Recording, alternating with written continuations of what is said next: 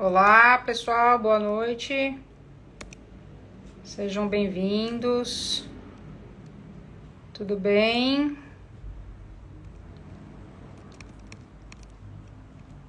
Vamos falar sobre genética e comportamento? Tema bem legal. Não sei quem acompanhou meus stories ontem, na segunda-feira.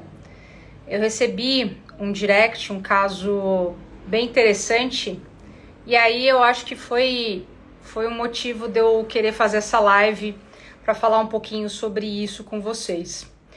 Para quem não viu, eu vou fazer a pergunta, que eu recebi no direct, falando assim: doutora, me ajuda, eu tenho um cachorro agressivo, mas eu já fiz de tudo, fiz a socialização da forma correta, com pessoas, com cachorros, eu fiz a socialização com ambientes diferentes, trabalhei com metodologias positivas e mesmo assim meu cachorro é agressivo. Por favor, me ajude.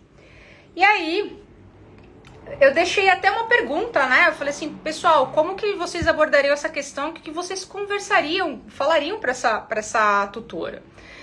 E, por incrível que pareça, ninguém pensou nessa parte da genética, Infelizmente, porque é tão importante, gente. O comportamento, ele é afetado muito pela genética, Então, vamos pensar aqui, como eu já tinha dito, Vamos pensar naquela formulinha que todo mundo viu isso no colégio, tá? Não é só na graduação que a gente vê isso, não.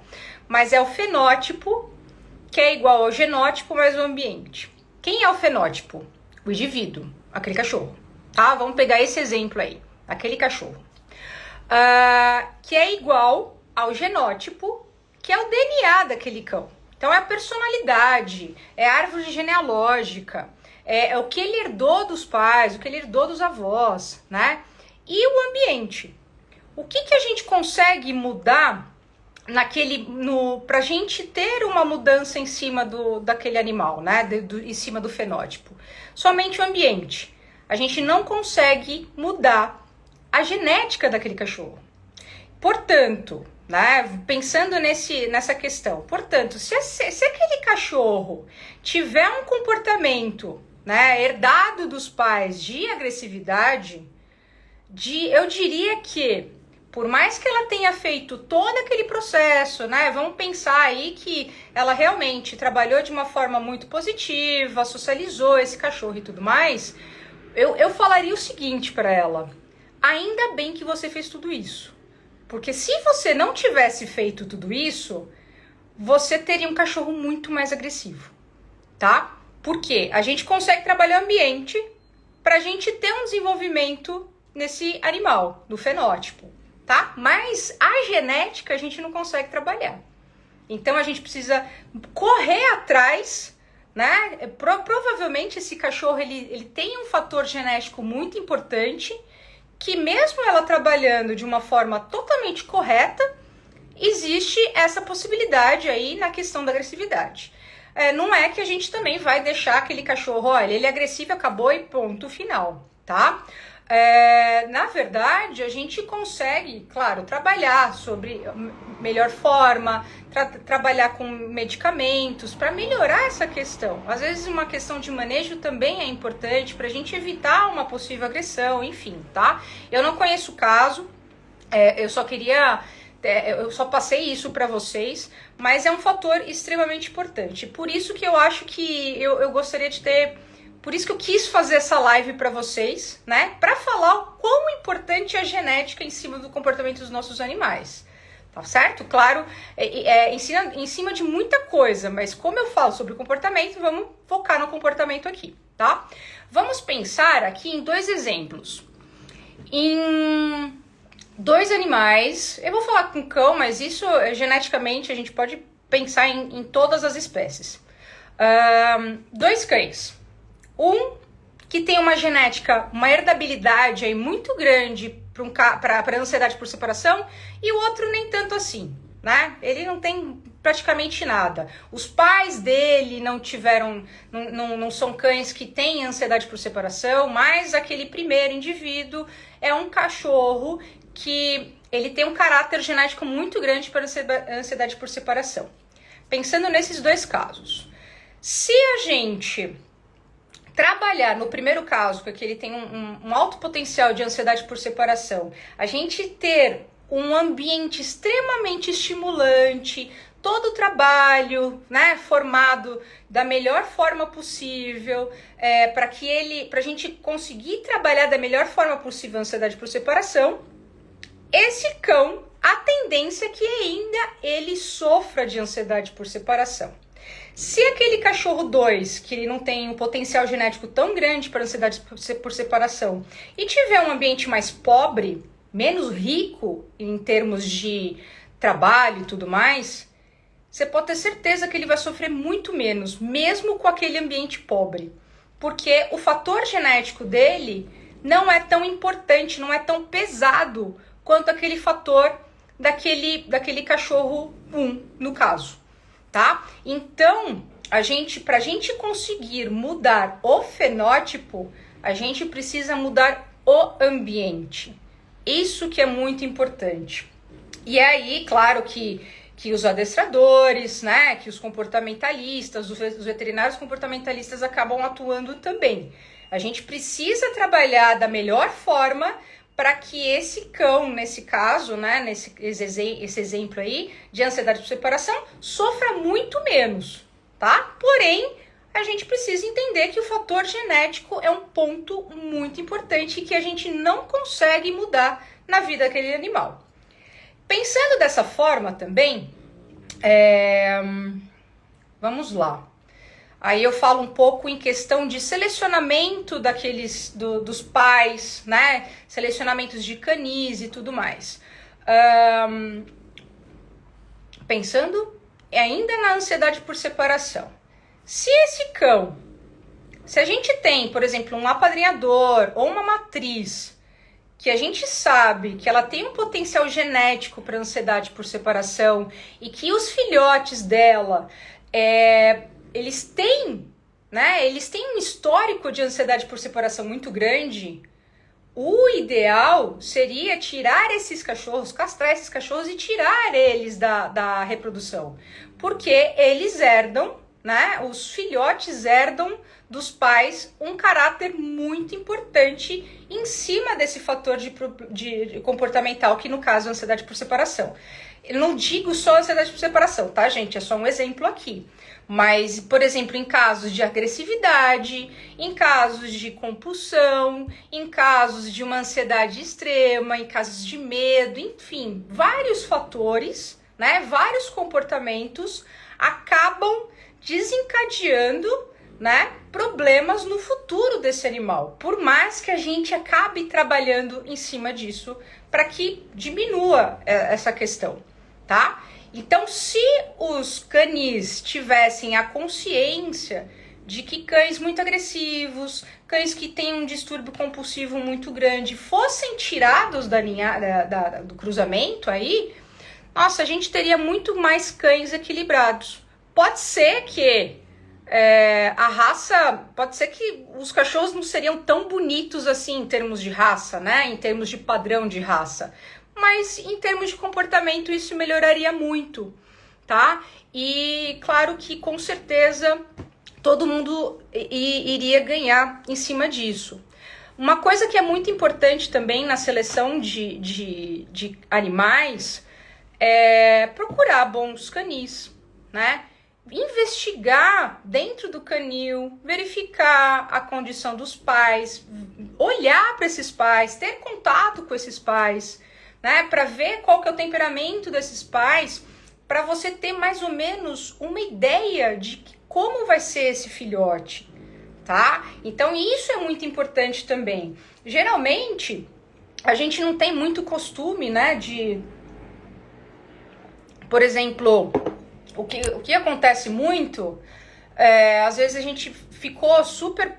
a gente viu um cachorrinho numa foto e achou lindo, maravilhoso em termos de padrão, de raça, né? Em termos de cor, em termos em termos físicos, mas em termos comportamentais, em termos do indivíduo, a gente pensa dessa forma, a gente tem esse olhar, a gente deveria ter esse olhar, né? Então, antes de você ficar apaixonado, eu sei que um filhote é super bonitinho, mas antes de ficar apaixonado, o ideal seria, poxa, eu vou nesse canil, eu vou conhecer os pais, eu vou ter contato com os pais, eu vou ter contato com a ninhada. Muitas vezes dentro da própria ninhada nós temos indivíduos diferentes também e que muitas vezes a gente acaba pegando o que acaba chegando perto da gente, né? Aquele que acorda, é o primeiro que acorda, é o que as pessoas acabam falando muito, né? Ah, ele me escolheu, então é ele que eu vou pegar. Mas a gente nem pensou aí em tentar fazer alguns testes para ver qual que é o caráter comportamental dele, né? Se ele é um cachorro muito ativo, se ele é um cachorro medroso, se é um cachorro que não quer contato com ninguém, tudo isso a gente consegue ver em alguns momentos aí, em 1 hora mais ou menos de contato com essa ninhada, qual que é o cachorro que é um pouquinho mais equilibrado, tem um temperamento melhor, que não é aquele cachorro totalmente elétrico, todas essas coisas. Então, e claro, selecionar os pais a partir daí também, tá? Então é muito importante, gente, antes de tudo, a gente verificar o comportamento e a genética desses pais, tá bom? E se os canis tivessem essa visão, nós teríamos muito mais animais equilibrados hoje, né, no futuro. Então isso é bem legal. Claro que a gente sabe que nem todos os cães, né, tem todos os animais, os gatos também, eles vieram de canil, né? E claro que existe, no caso, a adoção e tudo mais. E aí, pensando dessa forma, existe, dentro da genética, existe uma área que eu até digo que é entre a genética e entre o ambiente, que a gente fala de epigenética. O que é epigenética? É uma herança, né? Que esses filhotes, quando a mãe ela tá prenha, né? Ela tá em gestação, ela pode sofrer no ambiente algumas mudanças, né? Por exemplo, falta de recursos. Então ela pode ter problemas em se alimentar, problemas em beber uma água, ela pode ter maus tratos, né? Ela pode sofrer, por exemplo, de medicações hormonais. Eu tentei fazer com que essa cachorra, a cadela, não engravidasse, então ela tomou o remédio e não deu muito certo. Ela sofreu maus tratos de pessoas. E o que acontece? Esses filhotes, no momento do parto, né, no momento da gestação, eles acabam herdando, né? A gente não muda a sequência do DNA, né? Isso é em termos de biologia aí, mas são algumas alterações, algumas modificações a gente fala dos estomas, né, do DNA, que vai favorecer, que vai dar para aquele filhote no futuro algumas heranças desses problemas que ela enfrentou, tá? Claro, tanto no problema quanto numa forma positiva também, tá? Então, se fosse, por exemplo, uma cadela que ela tivesse bastante recurso, que ela não sofresse absolutamente nada, esses cachorros eles sofreriam muito menos no futuro. Mas, na verdade, o que a gente vê, por exemplo, aí pensando nas cadelas aí de adoção, né, de resgates, elas que sofreram maus tratos, elas não tiveram todos os recursos disponíveis e isso afeta o desenvolvimento dos filhotes, tá? E o que é importante isso? esses filhotes, eles vão ter comportamentos, problemas de comportamento em função dos problemas que ela enfrentou durante a gestação, certo? Então, não existe só a genética, mas a genética é o fator que a gente não consegue mudar, mas a gente consegue mudar o ambiente para que esse indivíduo não sofra tanto. E a epigenética já fala muito bem sobre isso, tá certo? Eu queria passar para vocês aqui. Eu não sei se teve alguma pergunta aqui no meio do tempo, mas eu me perco um pouquinho, tá? Deixa eu ver aqui.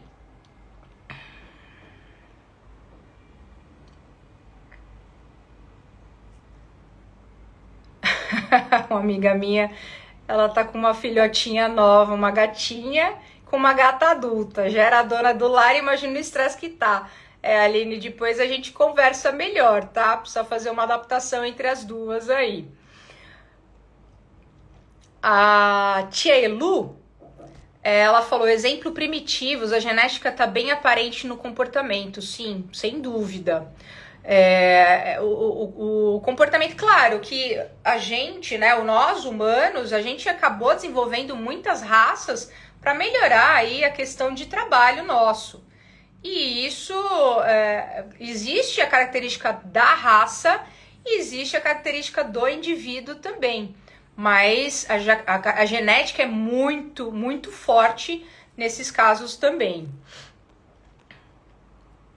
Por isso deve ser bom encontrar bons canis, sem dúvida, tá? Quanto mais a gente selecionar canis, ter esse tipo de pensamento, né? Logo depois que um pouquinho antes da gente adquirir um filhote, verificar os pais, verificar o que realmente você quer. Às vezes você gosta de uma determinada raça também e você não faz ideia do que precisa daquela raça. Né? Assim, qual é o nível de energia, o que eu preciso, né? Porque existem as necessidades normais daquela espécie, mas existe a necessidade daquela raça também, mais específica, né? Então é muito importante a gente pensar dessa forma e procurar canis muito bons. Mas pensa também, não é canis bons pensando em estrutura, né? Pensando, nossa, o pai da minha cachorra é lindo, maravilhoso. Gente, vamos pensar, vamos esquecer, né? Vamos deixar isso um pouco de lado, a característica física. A gente pensa muito na característica física, só que esquece de pensar na característica comportamental. E muitos, assim, hoje a gente tem um boom de casos de problemas de comportamento, tá? Então é muito porque a maioria dos canis, eles pensam em termos físicos, né? Em termos de padrão de raça, mas esquece de selecionar padrão de comportamento. E isso é muito importante, tá? A gente pode ter, assim, o cachorro mais feio do mundo, mas se ele é equilibrado, cara, ele vai ser um cachorro melhor do mundo, tá? Então, vamos deixar o lado do padrão de raça, do porte físico, da característica física e pensar um pouco mais em selecionar os nossos animais em termos de comportamento. Vamos lá. Mesmo a cadela tendo sofrido, pode ter filhotes que vêm com essa carga, mas outros não? Olha, a maioria sim, tá? E aí eu vou pensar um pouco mais em termos genéticos. Claro que a herdabilidade é muito grande, mas pode ser que tenha alguns cães dentro da própria ninhada que eles têm um caráter genético melhor do que outros, tá? Então, mas mesmo assim, a tendência é muito forte deles herdarem esses problemas que aconteceu aí durante a gestação. Beleza. As perguntas já respondi. Vamos falar agora um pouquinho sobre... eu tenho 2 ou 3 artigos aqui, deixa eu dar uma olhada. 3 artigos que eu queria passar para vocês. O primeiro artigo é um artigo bem interessante e ele é bem grande também, mas é aquela coisa, né?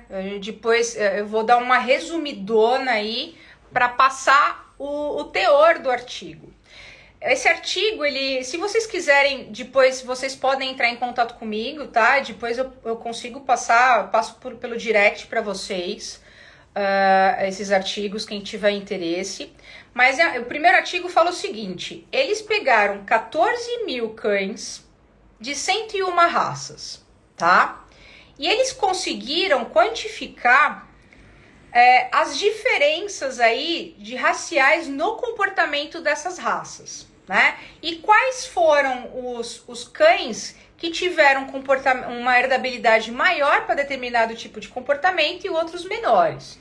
Eu vou resumir bastante aqui, tá? E uma das características de comportamento, eles pegaram algumas, né? Foram treinabilidade, agressão dirigida para estranhos, perseguição e apego e busca por atenção. E aí, dentro desse artigo, tem um gráfico que ele dá uma coloração, né, de amarelo para vermelho. O vermelho é muito mais forte. Quando o vermelho fica muito mais forte, é uma herdabilidade muito grande que aquela raça tem num determinado tipo de comportamento. E aí, em termos, eu queria pegar ainda a questão da ansiedade por separação. Eu quero ver aqui, quero mostrar para vocês que a raça que teve uma herdabilidade muito grande de ansiedade, a maior herdabilidade no artigo, tá, gente? Isso não quer dizer que isso é uma regra para todo mundo, mas dentro do artigo eles descobriram que a raça que tem maior herdabilidade por ansiedade por separação é o Yorkshire. E a raça que tem menor herdabilidade em caso de ansiedade por separação é o Bernese. Quer dizer que todo Yorkshire tem ansiedade por separação? O artigo não diz isso. E nem eu posso dizer isso. Mas o que a gente vê, né? O que a gente vê no dia a dia é que os Yorkshires, eles têm uma tendência muito grande a ter ansiedade por separação. Tá certo? E claro, assim, Bernese, de verdade, eu nunca peguei um Bernese de ansiedade por separação. Isso não quer dizer que não existam Berneses que têm ansiedade por separação. Da mesma forma que não dá para falar que existem Yorkshires que não têm ansiedade por separação. Tá bom? Então o artigo não diz isso e nem a gente pode dizer isso. Porém, a característica muito grande é que os Yorkshires têm uma tendência muito grande em termos de ansiedade por separação. Isso quer dizer o quê? Aquele exemplo que eu tinha dado. Se esse Yorkshire, que tem uma carga muito grande genética de ansiedade por separação, e a gente trabalha o ambiente da melhor forma possível para que esse cachorro sofra menos, e aí a gente pensa no Bernese, que ele tem uma carga totalmente pequena para ansiedade por separação, e a gente faz um enriquecimento totalmente pobrinho, às vezes nem faz o enriquecimento pobrinho. A tendência é que esse Yorkshire, ele sofra muito mais tendo todo o ambiente instalado do que o Bernese, que não tem ambiente nenhum instalado. Isso quer dizer que a gente vai deixar o Bernese com um ambiente pobre, todos os Berneses com ambiente pobre de ansiedade por separação? De forma alguma, tá? Isso é só um exemplo que eu tô dando para vocês. Então, a carga genética desse Yorkshire é muito grande e ele tem uma tendência muito maior de sofrer ansiedade por separação do que um Bernese que não tem um ambiente nenhum enriquecedor, tá bom? Outro problema de comportamento: apego e busca por atenção. Eu acho que tá até um pouco interligado aí em ansiedade por separação também, né? Mas vamos lá. A carga de maior herdabilidade busca por apego, né? Busca por atenção e apego é do Poodle Toy. E a menor herdabilidade é do Cairn Terrier. O Cairn Terrier não é tão comum a gente encontrar aqui, tá? Mas é da mesma família dos Terriers. Ele não deixa de ser um cachorrinho mais de pelo duro. Eu acho super bonitinho esse cão. Porém, né, então, o Poodle Toy, ele tem uma característica muito grande de ser um cão muito apegado. Mesmo que a gente trabalhe, mesmo que esse tutor acaba trabalhando aí em cima disso, do que o Cairn Terrier. Então, o Poodle Toy, a tendência é que ele sofra muito mais do que um Cairn Terrier, se o Cairn Terrier tiver um apego muito grande pelo seu tutor, e o tutor for embora e ele não tá nem aí, tá? Isso quer dizer que todo Poodle Toy tem apego e busca por atenção? Não. Da mesma forma que o Cairn Terrier, a gente também não pode falar isso, tá? Segundo o artigo. Em termos aí, comportamentos de perseguição, olha que interessante, né? Vamos lá. O cão, né, a raça que tem maior herdabilidade para perseguição, Whippet. E a carga de menor herdabilidade para perseguição é o Bernese. Então, vamos pensar aqui numa criança correndo, né? Qual que é a tendência de um Bernese sair correndo atrás de uma criança? Muito menor do que um Whippet, por exemplo. Por quê? Pensando bem também, né, gente? Vamos lá? Como que os Whippets, eles acabam... A gente já viu aí o Whippet fazendo... Como que chama aquilo lá? Corrida, né? E o que eles correm? Eles correm atrás de alguma coisa. E a gente vê que eles correm atrás de um coelho, né? É um urso, um bichinho de pelúcia, algo do tipo. E eles saem correndo atrás daquela caça. Acaba sendo uma caça. Então, isso para ele, geneticamente, é muito importante. Porque se eles são trabalhados, eles são selecionados para corrida, automaticamente essa carga genética no Whippet é muito maior do que no Bernese, por exemplo, tá? Então, pensando aí, se saísse um gato sair correndo, a possibilidade daquele Whippet sair correndo atrás do gato é muito maior do que um Bernese, por exemplo, tá? Porque ele tem uma carga genética por perseguição muito maior do que um Bernese, tá certo? Isso quer dizer, Kátia, que eu não posso ter gato junto com o Whippet? Não disse isso. E também o artigo também não fala isso, tá? A gente precisa socializar, a gente precisa trabalhar da melhor forma possível. E, além disso, gente, é natural também os cães, eles acabarem perseguindo algo que tá correndo. Por exemplo, aqui em casa... Um Jack Russell, eles são cães que eles saem correndo atrás de caça também, né? E eu tenho um gato, o Caju. E assim, eu não tenho problema nenhum com eles. Somente quando eles estão brincando, né? Onde os três estão interagindo e ele sai correndo, ela vai sair correndo atrás dele. Isso é instintivo, tá? E os cães, eles podem ter esse comportamento instintivo. Mas quer dizer que o cachorro vai pegar e vai arregaçar? Não dá pra falar isso. Né? Isso depende muito da socialização muito bem feita aí no período correto também, tá? Então, vamos pensar, a gente não pode levar tudo a ferro e fogo, tá bom? Não é que o Whippet vai ser um cachorro perseguidor e que você não vai poder ter criança, você não vai poder ter gato, você não vai poder ter nada, de forma alguma, tá? Vamos pensar aqui. Vamos lá, agressão dirigida por estranhos.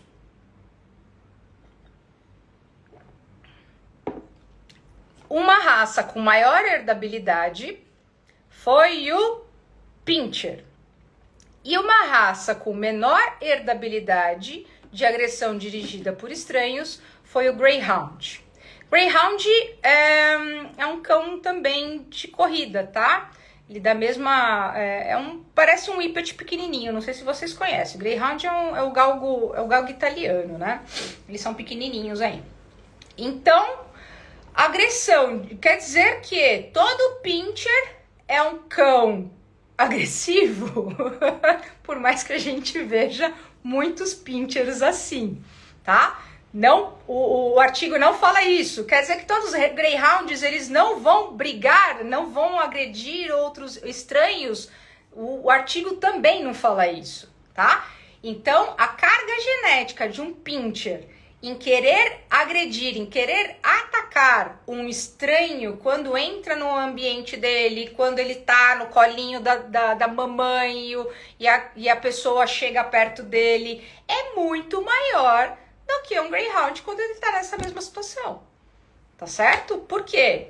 A carga genética é muito importante. Agora, só por causa disso a gente não vai deixar de trabalhar o pincher porque ele é assim mesmo? De forma alguma.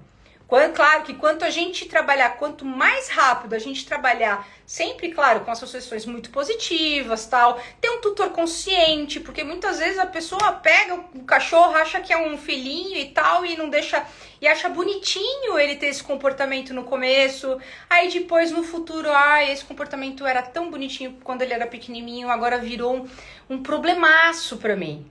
Então é ter um tutor consciente também quando se adquire um pincher, tá? O pincher ele não é bonitinho porque ele é pequenininho, ele tem... a gente precisa trabalhar da melhor forma possível para que ele seja um cão mais sociável, tá certo?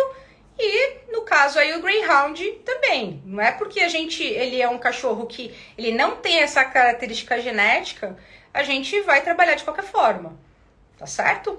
E aí a última... Em questão de treinabilidade, bom, aí vai ser uma coisa meio óbvia para todo mundo, tá? Cão que tem maior treinabilidade, a raça, né, é o Border Collie, e a raça que tem menor treinabilidade é o Basset Hound. Kátia, então quer dizer que eu vou comprar um Border Collie, ele já vem com chip 5G aí, eu não preciso mexer em nada, que ele vai saber tudo. Não. Eu até gosto de fazer uma analogia. Você pode até comprar uma Ferrari, mas se você não conseguir dirigir uma Ferrari, você vai bater essa Ferrari, tá? O problema não vai ser a Ferrari, o problema vai ser o condutor. Então, não necessariamente... Todo Border Collie vai ser um cachorro extremamente inteligente e treinável. Eles têm uma herdabilidade, um fator genético que favorece muito a isso, tá? Mas, se você trabalha de uma forma totalmente errada, se você não trabalha, ele pode virar um problemaço para você, certo? Porque, assim, é uma raça... que a gente precisa dar ele precisa ser muito estimulado, porque é uma raça de trabalho, e é uma raça inteligentíssima. Quando a gente não trabalha de uma forma correta, muitas vezes ele te adestra, tá? Por ele ser tão inteligente, ele entende que ao determinados comportamentos, né, que ele faz... ele é reforçado sem você pensar que ele está sendo reforçado. Então, eles são muito inteligentes e a gente pode explorar essa inteligência de forma totalmente, assim, totalmente. São cães ótimos em termos de inteligência, a gente vê esses cães no agility, a gente vê o vínculo que eles criam, né, durante um treino, durante um trabalho com os tutores, isso é muito legal, né? Mas se a gente trabalha de uma forma errada, vai ser um cão que vai ter um problema no futuro também, tá? Eu dou sempre um exemplo da mexerica aqui, que é uma raça também extremamente inteligente, e eu falo que ela me adestrou em um momento, e eu nem me dei conta disso. O que aconteceu? No começo, que ela veio, ela era filhotona, eu secava o cabelo, e no momento que eu tava secando o cabelo, eu tava brincando com ela. E eu jogava bolinha, E eu nem lembro quando isso começou a virar uma coisa repetitiva.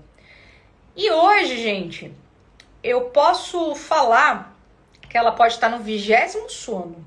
Ela percebe que eu já me troquei, eu tô com a toalha na cabeça, que eu vou começar a secar o cabelo, ela já acorda. Ela já acorda, já olha pra minha cara. E eu demorei muito pra perceber isso. Eu falei assim, gente, como a mexerica percebe que eu... Gente, ela tá morta. Ela pode ter voltado do dia inteiro de passeio e tal. Ela acorda e vai e leva alguma coisa pra eu brincar com ela. Então, ela me adestrou nesse momento, tá? E eu sem perceber, nem notei que ela tinha esse comportamento. Só depois de muito tempo eu fui ver. Então, algumas coisas, sem querer, a gente acaba reforçando e a gente nem percebe, certo? Isso quer dizer que eu vou deixar os adestradores vão parar de trabalhar com o Basset Hound? Não, né, gente? Porque ele tem uma menor treinabilidade, isso não quer dizer que ele... Claro que ele não pode ir para um agility. A gente não pode exigir da mesma forma, por exemplo, de um border collie. Isso seria completamente nada a ver, né? Mas que ele tem uma treinabilidade um pouco menor, porém a gente pode estimular isso para que ele seja um cão que atenda ao tutor, essas coisas, tá? Então, tem, assim, o artigo não diz que, assim, a gente deve esquecer o Basset Hound, que se os Basset Hound chegar para você, adestrador, vocês não pegam, porque é uma raça extremamente burra, não é de forma alguma, tá? Então, ele tem uma menor treinabilidade perto de o Border Collie, que tem uma maior treinabilidade, tá? Então, o fator genético é muito importante aí nesses comportamentos. E claro que tem vários comportamentos, tá? O artigo é muito grande e ele fala sobre vários comportamentos de várias raças também. Aqui, claro que a gente pega só o maior e o menor para ter uma base aí das raças, tá? Mas foram 101 raças que eles acabaram trabalhando. Agora, eu queria falar um pouquinho do papel da genética na agressividade canina. E aí, esse artigo fala na herdabilidade do comportamento em Cocker Spaniel ingleses. Quem nunca ouviu falar sobre Cocker dourado? Aquele Cocker dourado, todo Cocker dourado agressivo, todo Cocker dourado, pelo amor de Deus, é Cocker dourado, é Cocker dourado. Eu já peguei um Cocker dourado, eu já peguei vários Cockers dourados e tem um grande problema, né? Em termos de agressividade em cima desses Cockers dourados. E aí o artigo ele vem para falar sobre isso. Então, entre em contato comigo, depois eu passo para você os artigos certinhos, tá? Não tem problema nenhum. Então, eu vou resumir também. E esse artigo ele fala, é um termo que eu não uso, quem me segue aqui há muito tempo vai saber o que eu tô falando, sobre dominante agressivo. E primeiro que agressividade não é agressividade, é reatividade, dominante a gente precisa pensar aí um pouco antes também. Mas, segundo o artigo, eu vou falar em cima do artigo, eu não vou justificar esse termo, tá? Eu só vou falar sobre o artigo em si. Eles concluíram que existe sim um fator genético aditivo hereditário para o comportamento dominante agressivo em Cocker Spaniel inglês. E alguns fatores incluem, acaba complicando em cima disso, né? Incluem o sexo. Então, os machos, eles são muito mais agressivos do que as fêmeas. A cor da pelagem. Então, a cor da pelagem, primeiro, né? Vamos lá, em termos de primeiro, segundo, né? Os revestidos de ouro são os mais dominantes, seguidos pelos cães revestidos de preto e finalmente pelos cães de pelagem particolor. E o efeito ambiental comum devido à ninhada. Então, ó, esse artigo fala também sobre ambiente. Então, ele não fala sobre genética também, mas ele fala sobre o fator ambiental que inclui em cima dessa característica de comportamento nos Cocker Spaniels, tá? Então, o caso aí no que os Cockers dourados, eles são agressivos, segundo esse artigo, é verídico, tá? Então, uma coisa que os criadores deveriam pensar muito em cima disso também.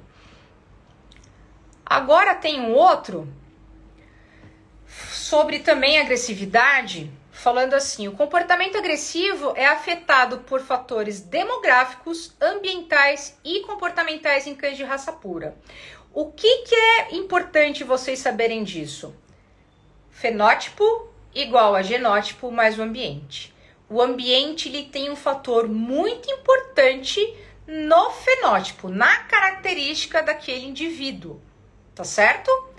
E aí os fatores que incluem para a agressividade, né, na agressividade canina no caso aqui. Então eles viram fatores muito importantes. Medo, então aquele cão, né, vamos pensar, aquele cão que ele já tem medo, ele tá dando todas as linguagens que ele tá desconfortável e mesmo assim passaram em cima desse limite.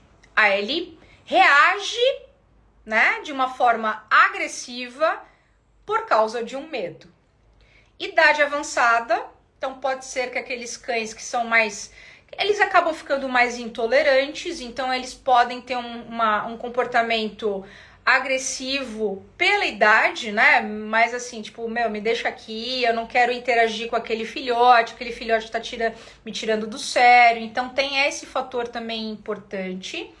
Machos, então os machos, eles acabam sendo mais agressivos do que as fêmeas, segundo artigo, tá? Se é castrado ou não, isso foi um fator que foi inconsistente, segundo o artigo.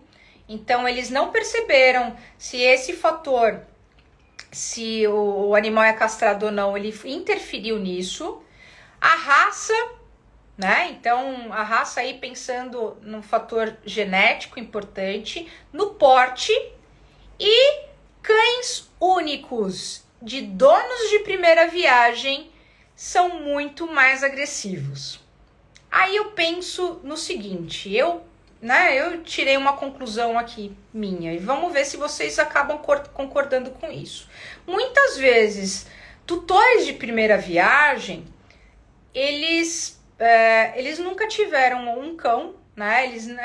É novo, tudo muito novo e às vezes não sabem lidar muito com a linguagem, não sabe dar alguns limites, entender os limites que os cachorros estão dando também.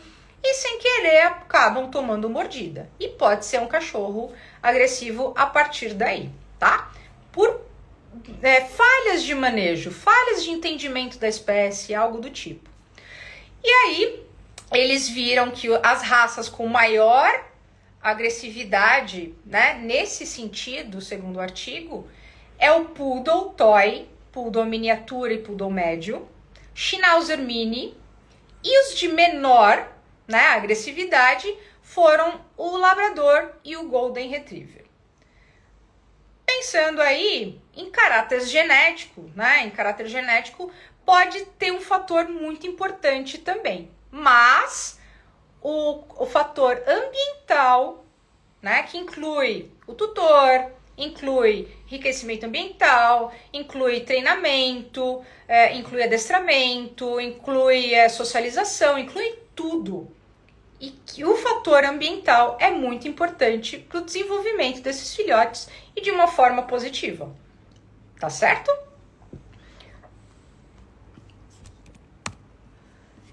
Vamos ver aqui se tem algumas perguntas.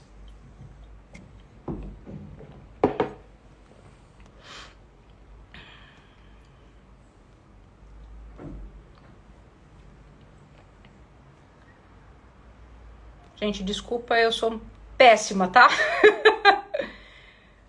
Vamos lá. Aí da doutora Fernanda falando aqui, concordo, equilíbrio é tudo. 75% dos meus pacientes são ansiosos. Estou realmente precisando conhecer sobre comportamento. Ótimo, Fernanda. Seja bem-vinda, então. O grande ponto aí é a ansiedade. Eu até falo, até depois da pandemia, aumentou demais. E a gente precisa entender aí essa questão de ansiedade em cima dos nossos animais, tá? E o fator comportamental, né? A área comportamental é muito importante. E claro, quando a gente trabalha com cães ansiosos, a gente tenta entender aí a questão do bem-estar, porque se o bem-estar não está muito bem instalado, o nível de cortisol desses animais, eles estão altíssimos. E aí, no futuro, a gente vai começar a ter muito mais problema de saúde, muito mais problema de, por exemplo, de pele, problema hormonal, em função dessas ansiedades elevadas aí, tá bom? Mas que bom, seja bem-vinda e vamos trocar figurinha por aqui. Vamos lá, Tchelu. Eu imaginava que o grupo 9 poderia ter mais tendência à ansiedade por separação, por ser um trabalho deles ficar unido e quando ficam afastados ficam mais nervosos. Pensei, não afirmo. Eu só não lembro em que momento você tinha dito isso, tá? Em que momento da live que foi... grupo 9, eu não lembro o que eu tinha falado. Mas se você quiser, me manda uma pergunta de novo ou entra através do direct e a gente conversa melhor, tá? Boa noite, eu tenho uma filha autista de 7 anos e está querendo muito um pet. Tenho dúvida qual raça. Olha, Daniele, de verdade, eu não vou poder te ajudar aqui. A gente está falando sobre genética e comportamento. No caso aí de autismo, cães, você precisa entender quais, assim, as necessidades, o filhote, se é um cachorro de pet, se é um cachorro que você pensa aí em ser um cachorro de trabalho, tudo isso tem que ser pensado muito, tá? Porque por mais que vai fazer o bem, né, para sua criança, para sua filha e tal, a gente, assim, acaba sendo um outro filho para você, né? Os cães, eles têm essa necessidade, precisam ser cães muito dóceis, você precisa investigar um pouquinho mais. Eu sugiro que você procure uma raça muito mais dócil, procure enfim, pesquise muito antes de você ter ter a decisão de você pegar um cão em função disso, tá bom?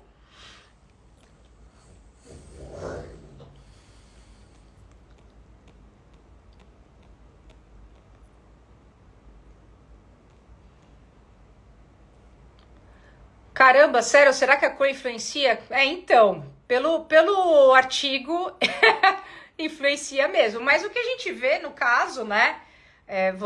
Eu acho que você trabalha com isso também, se é adestradora, a gente sabe que muitos cães, por exemplo, entre o azul ruão e um cocker dourado, o cocker dourado tem um perfil agressivo muito maior do que um azul ruão. Né? O azul ruão é o que eu percebo na raça, são os cães que são mais dóceis, né? É a cor que é mais dócil. E a cor, segundo o artigo, acaba influenciando sim, tá bom?